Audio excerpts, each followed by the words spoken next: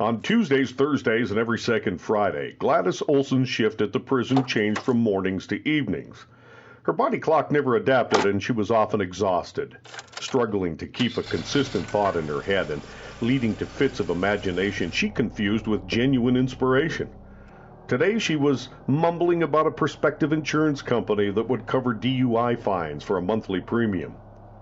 Preoccupied, she didn't notice the car parked outside her home.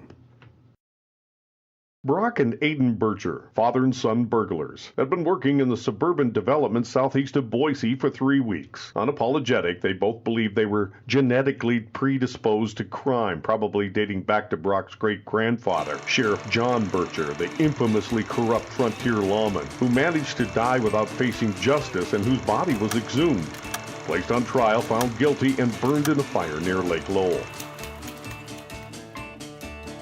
Brock often used this story as a reason for his violent temper. That prison hag is next. So what happened? I was casing one of her neighbors, eating Los Betos, when all of a sudden there's this knocking on my window. She's standing there in her uniform, looking down at her badge, like, calling attention to it, but I can see the Department of Corrections on there, so I know she ain't no real police. She says, "Are you waiting for someone?" Now I kind of know that neighborhood, so I point at this house some Mexicans are renting. She looks over, looks back at me, and then she says, "All right, just checking," no apology, and walks right back to her house. Oh, okay. Aidan Bircher loved breaking into houses. He enjoyed the long, quiet drive from their trailer in Caldwell to the rich neighborhood in Boise. And more exciting, the moment he would walk into a house and the rush of fear that maybe he wouldn't get away with it this time. In short, Aidan liked doing things he shouldn't. In the notes of the counselor that had diagnosed him with ODD, or oppositional defiant disorder, he wrote that Aidan's behavior was due to a neglectful environment and most likely attention-seeking. He had recently been put on probation for selling marijuana, an activity that he was relieved to quit since he had lost money erroneously converting grams to ounces.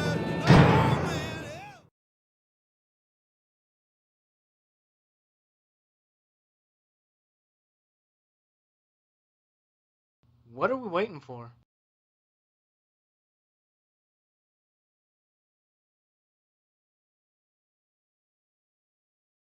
Nothing. Let's go.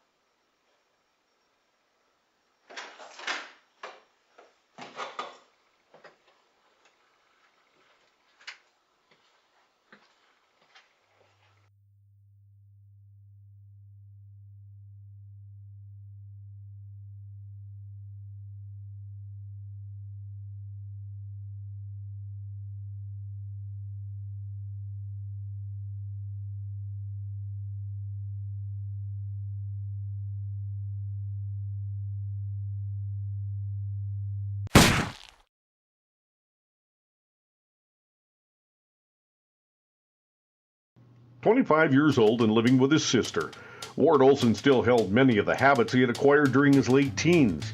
He smoked and drank heavily, long ago passing youthful exuberance and entering physical necessity, bordering on disease. His only sexual release was a growing taste for amateur pornography, usually featuring unattractive actresses who Ward thought made sex more alluring.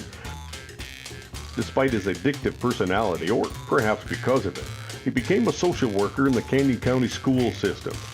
Although the service he provided was called social rehabilitation, he often felt that he was only nagging kids to do their homework. I will buy you lunch if you will do just 5 problems. His most difficult case was Aiden Bircher. Nope. For spending cash, Ward sold small amounts of marijuana. After picking up 4 ounces, he would call in sick and wait for his sister to leave. The house to himself, he liked breaking up the package, holding one of his sister's pistols and feeling like a major drug dealer.